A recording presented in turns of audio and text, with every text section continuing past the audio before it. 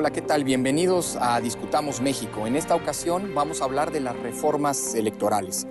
El día de hoy vamos a precisamente analizar cuáles han sido estos cambios, las necesidades que tuvieron o que buscaron resolver y cuál es, digamos, la ruta sobre la que hemos caminado por la vía electoral en la última parte del siglo pasado y en la primera década del presente. Para analizar este tema contamos con la presencia de la doctora Irma Méndez de Flaxo, del doctor Tonatiuh Guillén y de Ricardo Becerra. Muchas gracias a los tres por acompañarnos. Y bueno, Irma, ¿qué te parece si arrancamos esta reflexión pues planteándonos por qué el cambio político era indispensable que transitara en primera instancia a través de los cambios electorales? Es decir, ¿por qué la ruta electoral constituyó esa vía privilegiada para transformar el país de un régimen autoritario a un régimen plural, competitivo, en fin, un régimen democrático, aunque la democracia esté todavía en ciernes en muchos sentidos? Bueno, yo creo que la democracia es más que elecciones, pero no puede ser menos. Creo que conseguir ese pisito básico era el objetivo fundamental de una serie de reformas que empiezan en 1977. De hecho, hoy México es un ejemplo de transición y cambio político, de democratización por la vía electoral, porque era ese el fin a través del cual, digamos, teníamos que ir transitando gradualmente.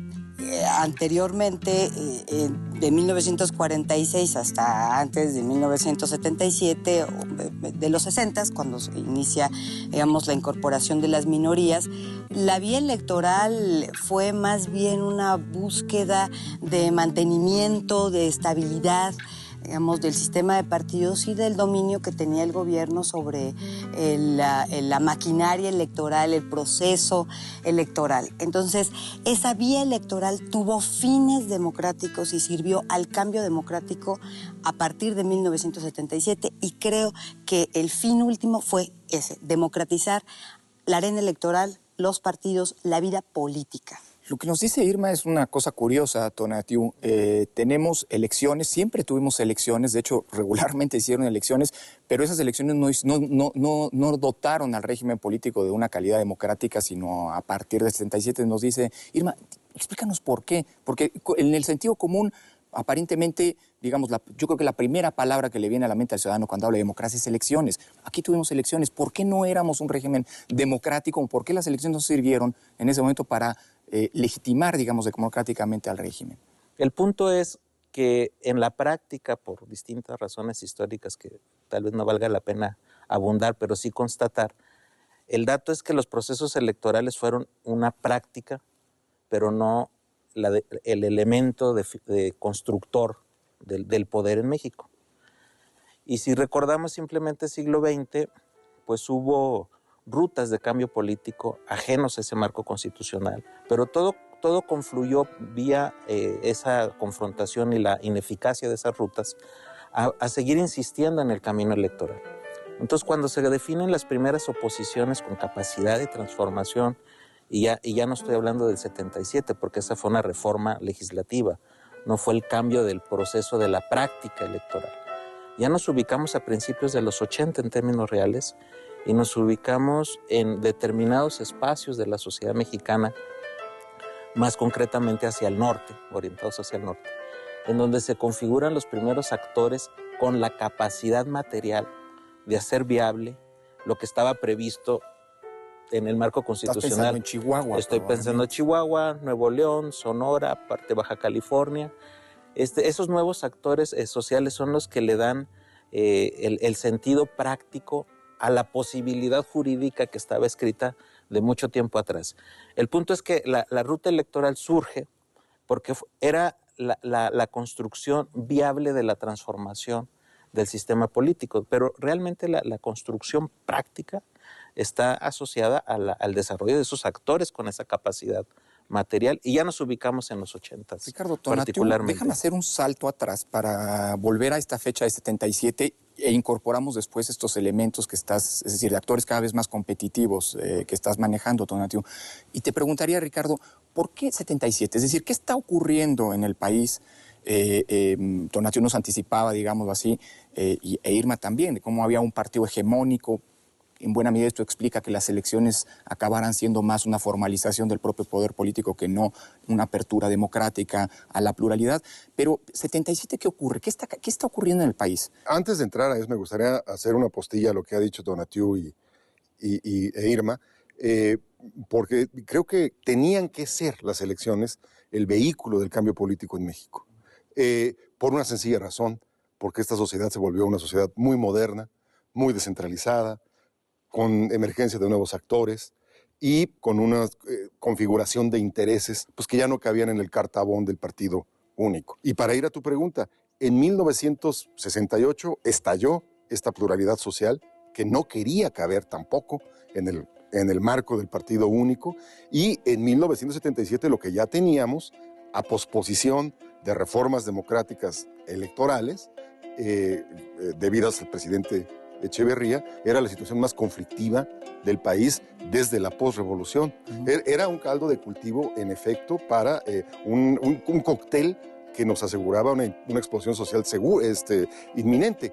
Sin embargo, creo que en 1977, gracias a una operación política de mucho talento, diría yo, debida al entonces secretario de Gobernación, Jesús Reyes Heroles, pero también a otros actores, por ejemplo, los líderes del Partido Comunista, que querían las elecciones, ¿no?, que estaban apostando por las elecciones, creo que pudimos desencadenar o se pudo abrir esa ruta que, insisto, no era una opción, había que hacerlo.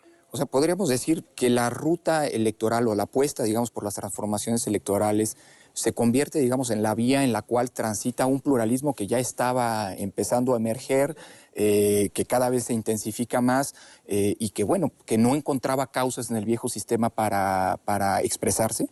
Y si es así, te preguntaría, si estás de acuerdo, Irma, ¿cuál fue la apuesta de ese primer momento, este momento desencadenador de cambio, de inversión de ruta? ¿Cuál fue la fórmula, te diría incluso, que en 77 se explora? Es decir, ¿por qué el 77 es una reforma, digamos así, que vale la pena colocar como haces tú al inicio de este proceso de transformación democrática? Yo creo que el signo distintivo de esta serie de reformas del 77, primero del 63, después del 77, la del 86, fue una combinación, digamos, una mezcla de elementos incluyentes y excluyentes, pero particularmente incluyentes en el ámbito del sistema de partidos. Y creo que ese fue un cambio sin duda, digamos, impresionante porque le dio cabida abrió canales institucionales a la participación política plural. Pero sí quiero dejar muy claro que es muy importante entender que si bien son fundacionales estas reformas, mantenían siempre un eje que es el control gubernamental del proceso electoral y de la maquinaria electoral. Si no entendemos, digamos, eso, no podemos entender por qué en 90 hay un corte, un cambio, en donde finalmente hay un consenso, empieza realmente el proceso, digamos, de transición democrática bajo estándares internacionales. Perdón. Creo que esa parte, es decir, entender por qué entre 77 y 90 se generan cambios, pero todos esos cambios estaban dirigidos y controlados básicamente por el gobierno.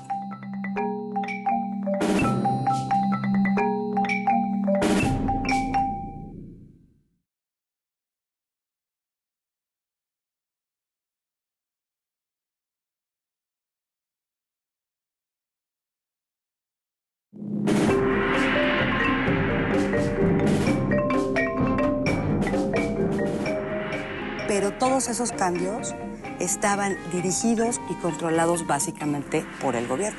¿Podríamos decir entonces que es un proceso de apertura en términos de pluralidad?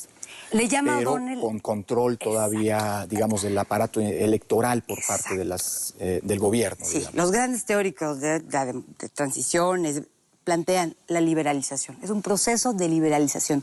Se abre, ¿no?, el campo electoral, la arena política, hay nuevas fuerzas, hay nuevos partidos, nuevas organizaciones sociales y políticas con un activismo importante, pero sigue manteniendo, ¿no? Sigue existiendo un control importante de parte... Y que tarde o temprano va a explotar en 1988. Tonatiuh, tú hace un momento comentabas ya, digamos, el papel que juegan ciertos actores sociales, políticos, sobre todo, decías, en el norte en una primera instancia, y que en buena medida acaban en este periodo, después de 77, pues, digamos, revolucionando la dinámica política local, por supuesto, pero también del país. Yo te preguntaría sobre el punto, es decir, ¿por qué o en qué medida esta reforma federal digamos, al sistema electoral en el ámbito federal acaba teniendo trascendencia en el ámbito local? Porque durante los años 80 empezamos a encontrar, digamos, que que empiezan a aparecer triunfos en el ámbito local de partidos de oposición que hasta entonces estaban excluidos. ¿Qué pasaba antes? Eran legislaciones separadas que no le daba esa atribución a los partidos nacionales. Esa es una puerta jurídica. Pero la parte es que esa puerta jurídica se combina con otro proceso social mucho más complejo, que es el que yo llamo muy genéricamente de la construcción de los nuevos actores políticos, en donde ya la explicación regional puede variar, pero está asociada a las sociedades urbanas, a la clase media, a los efectos de un desarrollo en la parte civilizatoria de la cultura política, a la crisis económica y a una ruptura muy notable con el sector empresarial de estas zonas y una radicalización de grupos dentro de este sector que finalmente confluye toda esa dinámica alrededor del Partido Acción Nacional, en concreto en el norte. Esa dinámica es la que construye a los nuevos actores, que pasa el PAN de ser grupos de familias a ser realmente movimientos. Pero el punto es cómo en la legislación pudieron existir estos cambios, pero fue mucho más importante la construcción práctica del espacio electoral. A partir de esos cambios. A partir de estos procesos. Entonces, esa dinámica de reformas me parece que son un horizonte que pudo no haber sido llenado en mucho tiempo, a no ser por estos otros procesos que se generan en el norte mexicano, muchas otras zonas, Ciudad de México también, pero que construyen al actor y a la práctica del proceso electoral. Eso me parece importante subrayar porque detrás de ello, además, vuelvo a tu pregunta inicial, se genera el paradigma de lo electoral como el eje del proceso de cambio político. Y ese paradigma electoral no es porque sea incorrecto, pero sí hubo una condensación de toda la dinámica de la reflexión de reforma política alrededor de lo electoral. Entonces los actores, la gran disputa se convirtió en la arena electoral. Pero el punto es que la otra discusión del Estado no la tuvimos. Y sigue siendo un tema pendiente. Y sigue siendo un tema pendiente. Justamente entonces, yo creo que hay una derivación de por qué lo electoral tiene su historia, tiene su explicación, tiene su necesidad. Claro.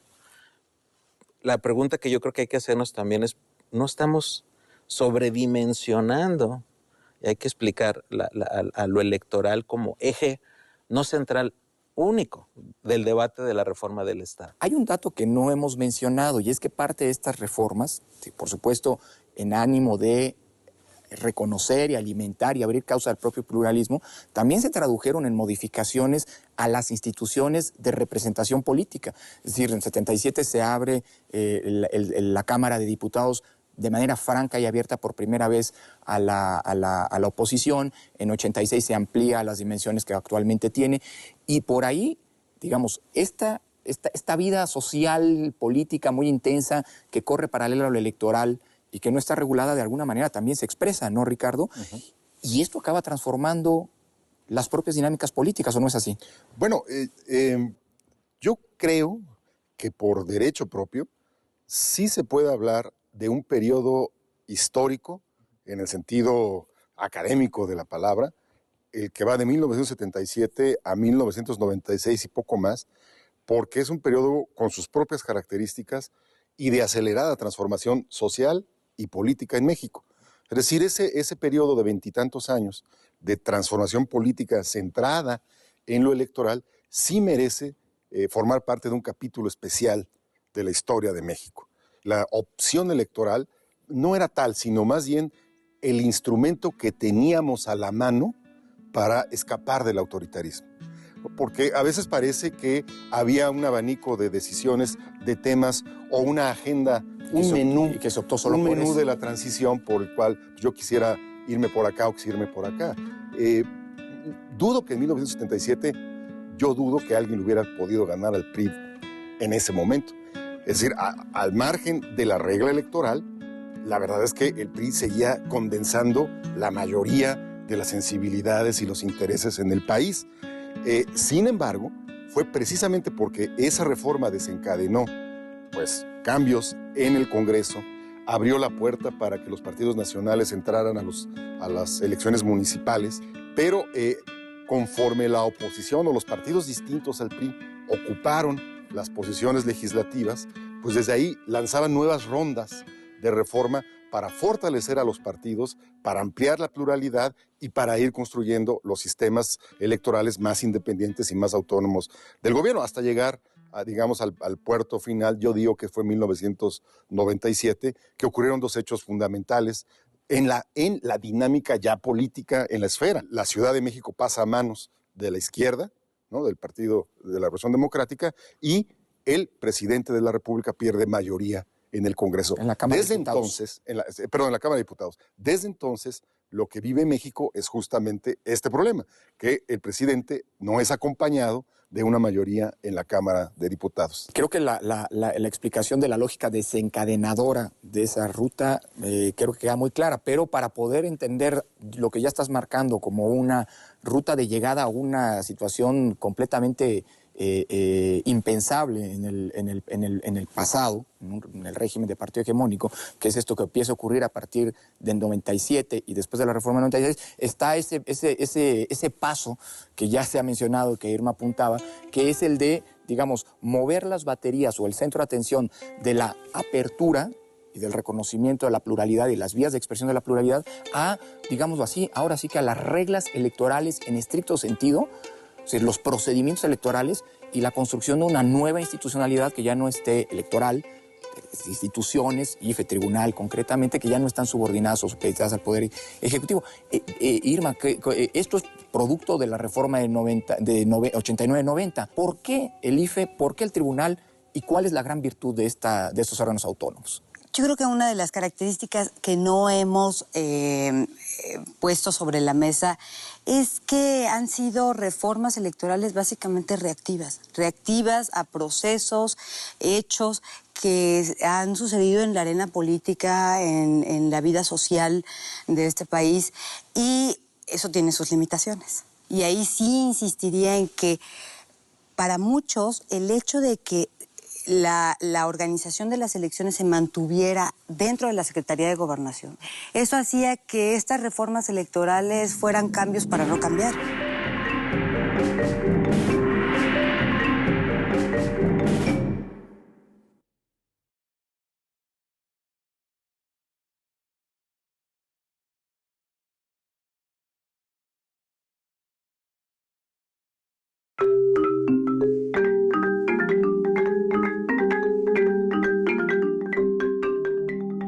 Eso hacía que estas reformas electorales fueran cambios para no cambiar.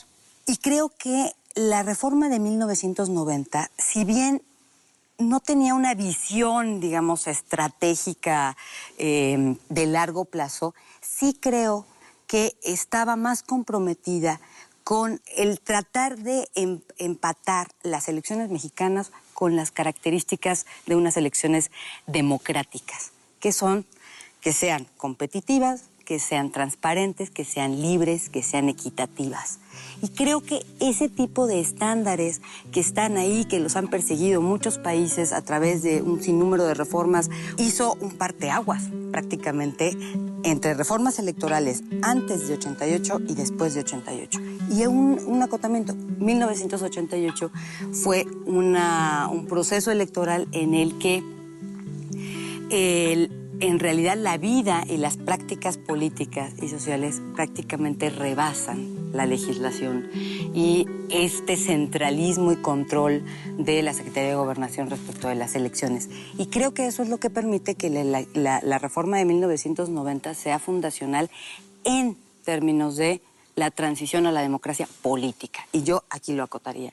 Cierto, pero me parece, y la construcción del IF y del Tribunal Electoral del Tribunal Federal Electoral entonces como órganos, digamos, administradores de la elección, creo que rápidamente inyecta certidumbre en los procesos. Para 1994, las elecciones de 94, las impugnaciones que digamos, son prácticamente nulas si se las compara con 6 años antes. Pero mencionabas, digo, y hablando de la centralización, esto también tiene un impacto en el ámbito local, me parece, Tonatiuh. Es decir, estas reformas, la apuesta por este modelo autónomo de organización de las elecciones y demás, también tiene una traducción en el ámbito local y paradójicamente los primeros grandes cambios ocurren precisamente en ese plano. 1989 el PAN gana la gubernatura en Baja California y los primeros años 90 son años de gran competitividad en el ámbito local. ¿Cómo impactó este cambio, esta reforma en la que estamos, la de 1990, en el plano, digamos, de la política local? Justamente el punto de la visión de centro a periferia y del impacto empieza a modificarse, en el sentido de que la descentralización de las estructuras de poder se convierten en procesos de hecho. Entonces puede ya ocurrir al revés, en el sentido de los desarrollos regionales que impactan lo nacional. Volviendo al ejemplo de Baja California, o la de Chihuahua, pero en particular la de Baja California tuvo un impacto fundamental en el otro sentido, cuando ocurre todo el debate alrededor de la credencial del elector, con fotografía, los sistemas nominales con la fotografía del ciudadano. Entonces, es un ejemplo crítico por las consecuencias que tuvo adelante, pero retrata la nueva dinámica en donde lo que ahora vemos de manera más cotidiana empieza a consolidarse en esos años, que es el nuevo peso de la política de las regiones alrededor de los grandes debates nacionales. Pero lo que me parece muy destacable es que la dinámica de la discusión y los actores del debate nacional alrededor de lo electoral se vuelve una discusión mucho más compleja.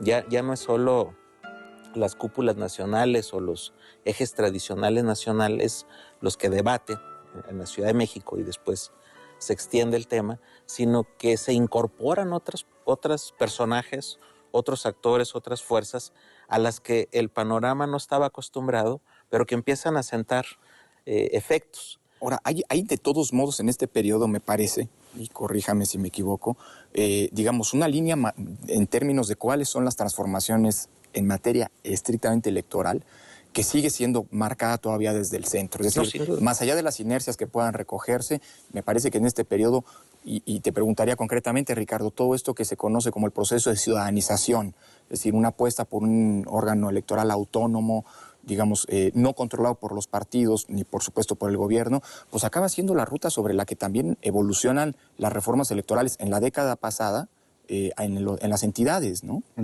Bueno, para seguir el hilo de discusión y luego abordar tu pregunta, yo sí quisiera dejar sentado mi postura en el sentido de que a mí no me da vergüenza que la transición mexicana haya sido electoral o que haya estado centrada en el tema electoral. No me da pena. Creo que es el primer periodo en la historia de México, desde las Cortes de Cádiz, es la primera vez que México se toma en serio el miserable detalle técnico de las elecciones, ¿no? Y bueno, pues uno de los costos es ese largo periodo muy autoritario que vivió México en el siglo XX. A partir de 77, muy especialmente a partir de 1988, la agenda de lo electoral se vuelve, digamos, la obsesión de la política en México, pero yo creo que por muy buenas razones históricas y por muy buenas razones de la coyuntura. Ahora, ¿qué pasó con las elecciones y con lo electoral? Que lo electoral se convirtió muy rápido en mucho más que electoral. Se convirtió en un vehículo de expansión de culturas, de prácticas y sobre todo de nuevos equilibrios regionales en el Estado. Y empieza pues eso que algunos autores han llamado la colonización de diversos intereses en el Estado nacional a través de las elecciones, ¿no? Lo que tenemos son presidentes municipales de muchos partidos. Por ahí empezó la colonización del Estado por partidos en plural, ¿no? Luego gobernadores, empezó en 1989. Entonces, lo que me interesa mucho subrayar es que las elecciones también cambiaron la cultura mexicana. Las elecciones se volvieron espacios de ejercicio auténtico de la libertad de expresión, por ejemplo, o la noción de pluralismo que pues nos costó trabajo, se instala también gracias a esta mecánica electoral, ¿no? Y todo eso ha cambiado, por la ley creo, electoral. gracias a las elecciones. Así que a mí no me da tanta pena. Bueno, A mí tampoco. No, a nadie le da pena. Ahora, creo quitado que la no. pena, yo también retorno a esta parte de evolución histórica después de estas precisiones que creo que sin duda son importantes poner sobre la mesa. Irma, tú mencionabas, y ahí prácticamente nos habíamos quedado, la gran transformación, digamos, en términos políticos que significó la autonomía de los órganos electorales como producto de 1990, de la reforma de 89-90, pero ¿para qué volver a hacer cambios? Es decir, si ya se había resuelto el problema del pluralismo, si ya se había resuelto el problema, digámoslo así, de la autonomía de los órganos electorales, ¿por qué la reforma de 96 era indispensable? ¿Por qué Zedillo, al tomar posesión después de una elección prácticamente incuestionada en términos de las irregularidades, de la inexistencia de irregularidades, claro, ahí está el problema de la equidad, ¿por qué la necesidad de la reforma de 96, que, insisto, Zedillo cataloga como la reforma definitiva, la necesidad de la reforma definitiva? Bueno, yo creo que la reforma del 96 cumple, digamos, el papel de culminar un proceso de transformación gradual de lo electoral y lo político, de tal manera que demos, digamos, ahora sí que el salto definitivo a la lista de democracias electorales en el mundo. Y creo que en ese sentido yo sí tomaría, digamos, como paquete, ¿no?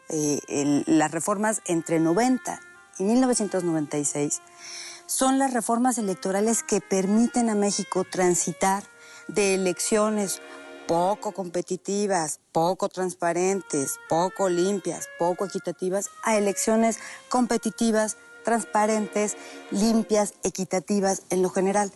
La reforma del 96 específicamente, digamos, creo que puso en el centro de la mesa el debate sobre la desigualdad entre los competidores y, por tanto, la necesidad de que las instituciones, en este caso el IFE y las leyes electorales, permitieran, digamos, hacer de lo que le llaman el campo electoral una batalla entre más o menos iguales. Equitativa. Equitativa. Y la apuesta para ello, Irma, parece muy sencilla: dinero y medios. Dinero y medios. Y yo quiero, digamos, poner el acento en una cosa. La reforma del 90-96 fueron las que permitieron transitar a la democracia. Sin duda, construyeron, digamos, la posibilidad de que México entre a esta lista, y creo que ese pisito básico, ¿no?, que son la democracia política, la democracia electoral, es sin duda, digamos, el primer escalón para poder aspirar a una democracia distinta. Mi cuestionamiento respecto de las reformas electorales es que me parece un instrumento, un vehículo que, si bien nos permitió transitar a la democracia, no nos permite, o creo que es muy acotada para lograr una democracia de mayor calidad. Y ese es el eje sustantivo de por qué hoy tenemos que repensar a las reformas electorales. La democracia es más que elecciones. No puede ser menos, pero es más que elecciones.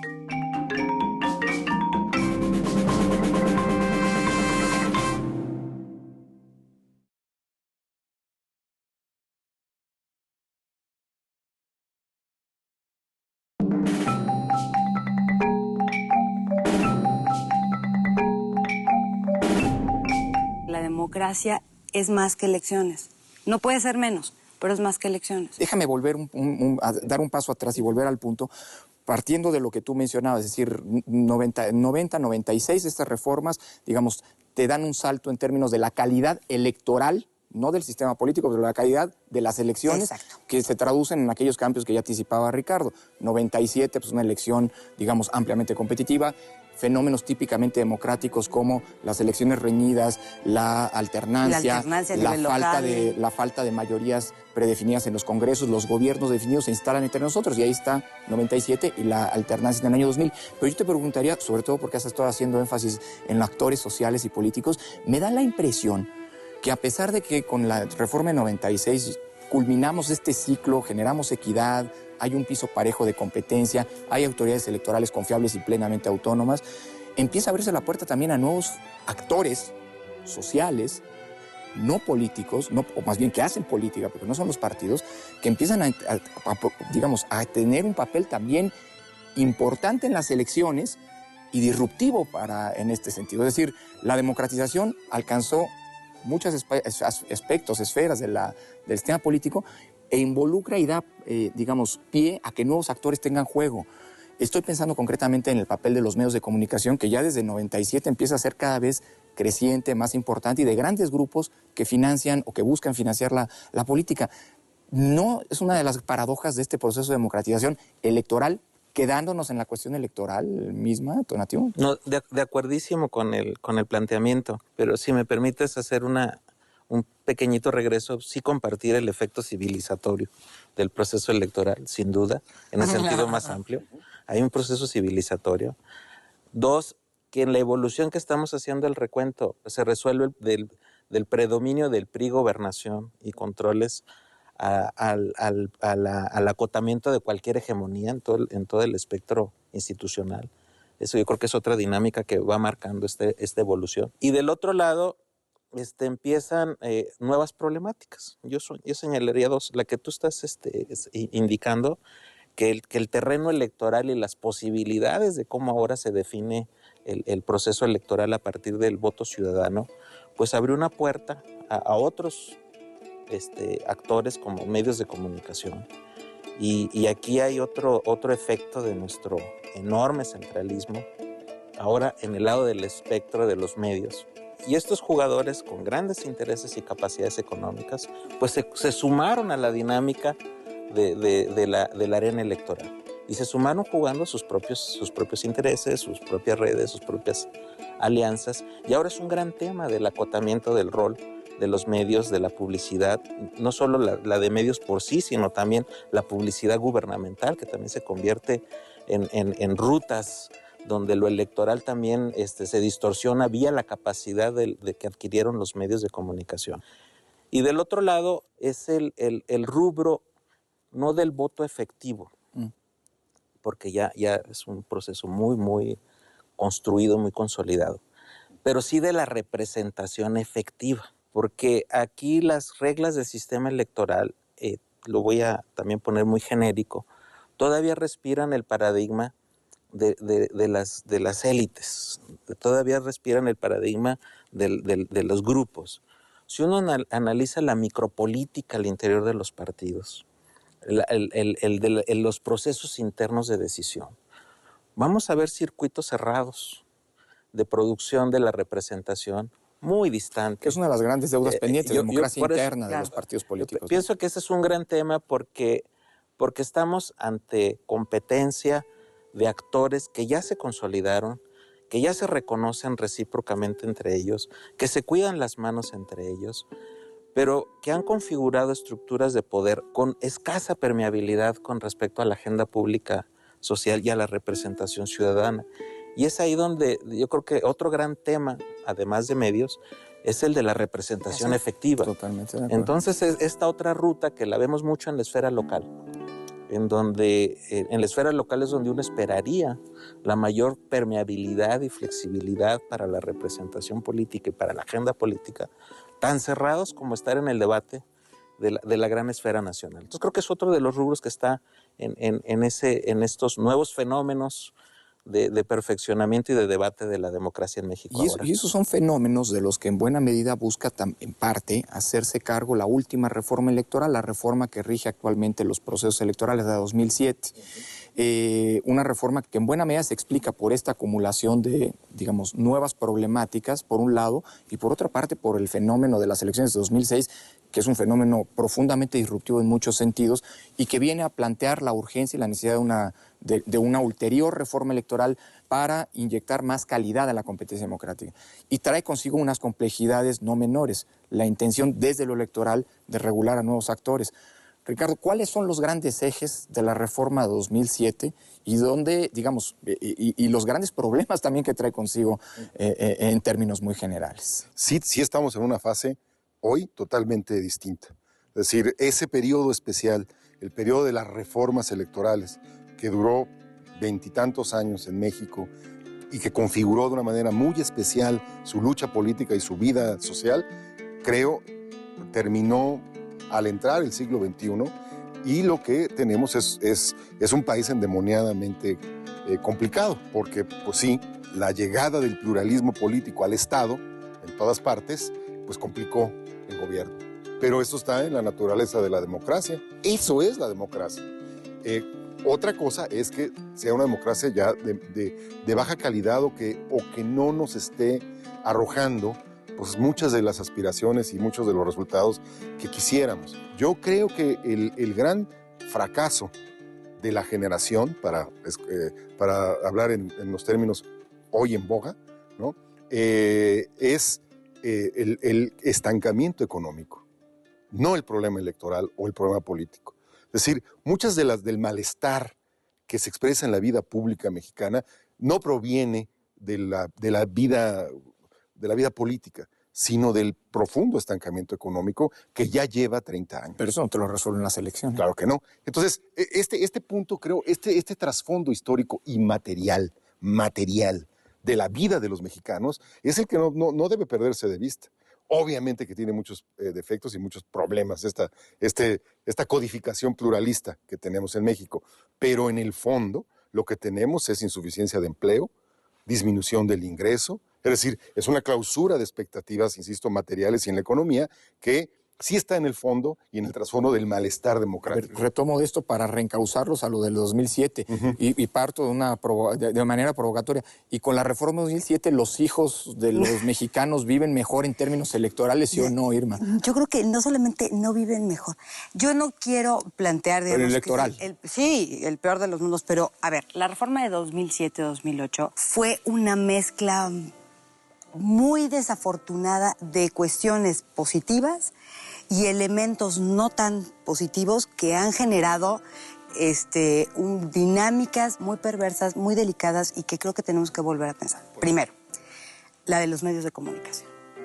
Me parece que en general hay un centralismo, es decir, el centralismo que ha cruzado al sistema electoral desde 1946 en México, en vez de, digamos, dar mayor causa a partir de 1990, que empieza una pluralización en los estados de, digamos, innovaciones en sus sistemas electorales locales, 2007 vuelve prácticamente a poner una camisa de fuerza en términos del manejo de los medios de comunicación que prácticamente cruza el proceso electoral, perdón. Pero, a ver, Irma, perdón que te interrumpa, pero el modelo que introdujo la reforma 2007 es el mismo modelo que opera en España, en Francia, en Italia, en Alemania, en Brasil, en Chile. Ajá, con y una además, por cierto, no está todavía regulado los medios, está pendiente la gran reforma de los medios.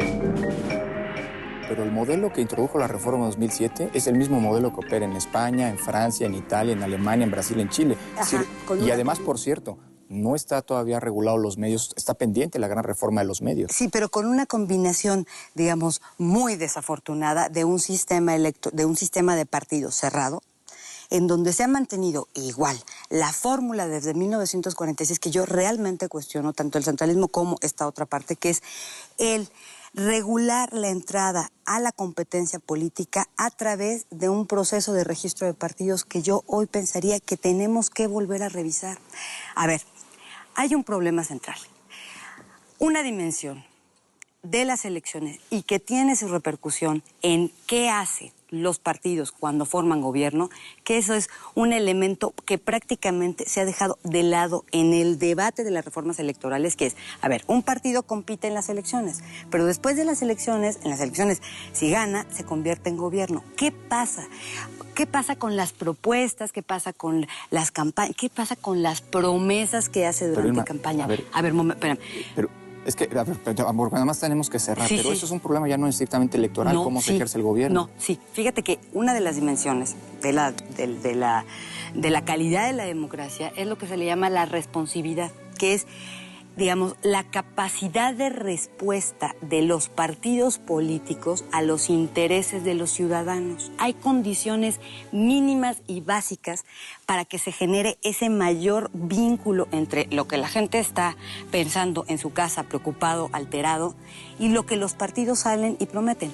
La elección de 2009 fue el ejemplo más claro de esta desvinculación absoluta y total entre los partidos. Poca diferencia entre sus ofertas, las mismas ofertas, los mismos competidores, muy acotado. Bueno, acuérdense, estaban los medios de comunicación plantearon... Es que tenemos que concluir, sí. Entonces vamos a una ronda final de conclusiones. Tonatiuh, te pediría para modo de conclusión, tu balance de la reforma de 2007 y sintéticamente los grandes pendientes. El problema de medios, la publicidad gubernamental y la representación efectiva. Este tema de la permeabilidad, yo creo que son temas fuertes, pendientes, que la reforma de 2007 avanzó, pero no ha concluido en términos reales la nueva regulación o el nuevo mapa. Yo creo que reivindicar la esfera electoral no implica disociarla de la estructura económica. Reivindicando eso, yo solo añadiría un elemento importante que antes de la transición y después de la transición, el tema número uno del desarrollo nacional, el reto número uno, el de la pobreza, sigue tal cual.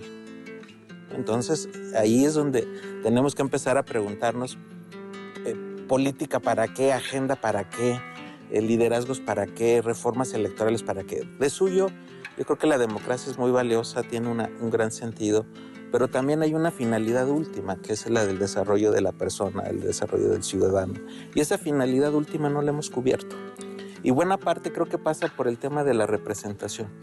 Cuando hemos visto liderazgos importantes que transforman, que se comprometen con la agenda pública, vemos personalidades que sí logran reflejar en la esfera local o la estatal o la nacional, logran reflejar esa agenda, pero tenemos otra larga lista de personajes que no tienen nada que ver con esa agenda.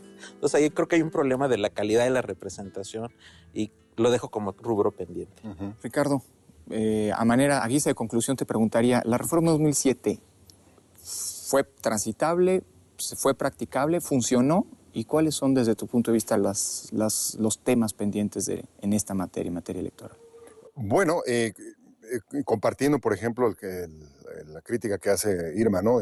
Si es un cartabón muy rígido en el que tienen que transitar las elecciones, yo creo que lo que demostró esa reforma es que sí funciona y ahí está, produjo un Congreso, una parte del Congreso, la Cámara de Diputados, sin mayor problema y sin sobresaltos que pusieran en cuestión la elección, salvo el desafío que algunas empresas de televisión imprimieron a la propia contienda, ¿no? Y en el balance general yo me iría también con la agenda de Tonatiuh.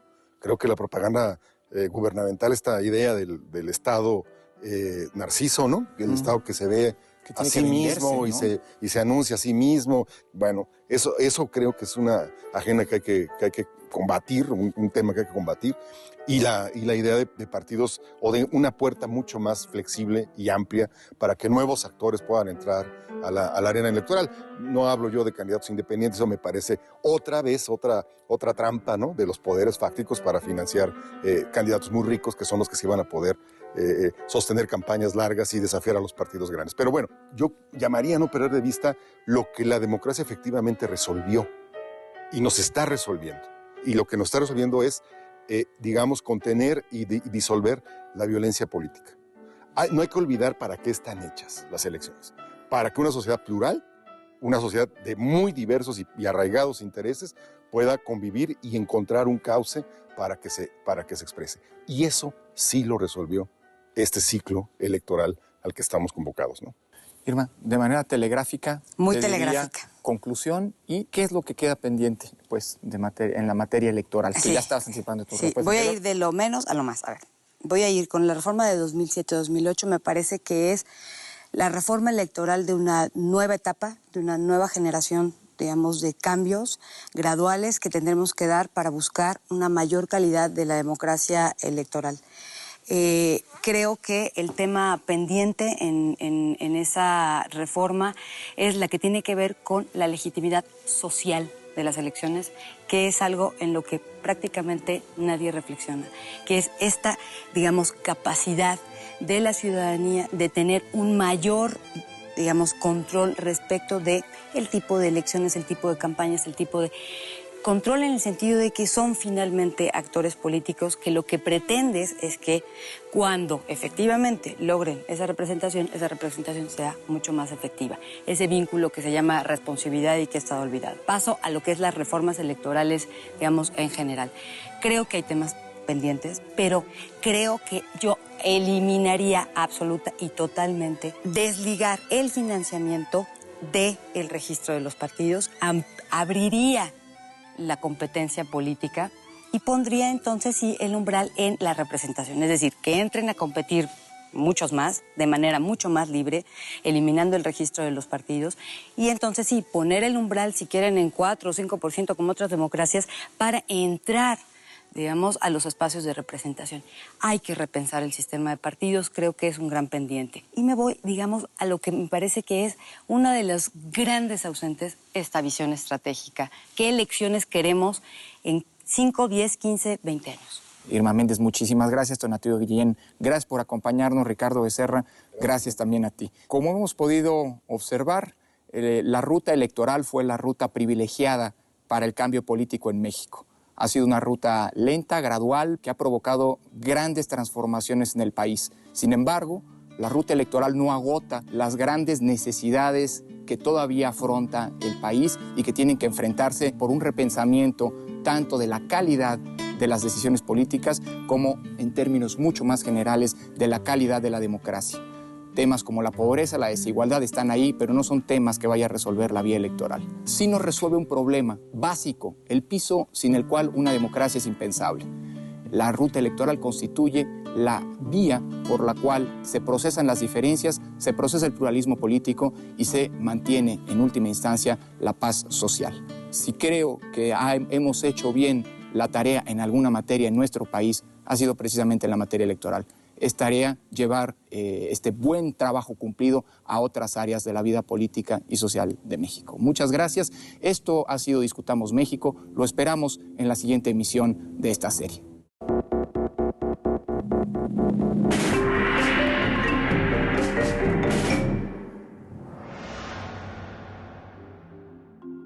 El movimiento muralista en México a principios del siglo XX no es un movimiento gratuito. Es un arte de vanguardia que puede caer en el pintoresquismo, pero también que tiene un fundamento tanto plástico como en propuestas ético-estéticas totalmente de vanguardia. Ellos estaban generando un arte completamente nuevo, de gran calidad, porque todos ellos tenían una formación artística de primera. Son un grupo que parece retomar la idea o la función de construir una identidad histórica. Ahora que lo vemos en retrospectiva, el muralismo, podemos pensar que están representando o están imaginando el nacionalismo, y en realidad lo que sucedía entonces que era un momento de definición.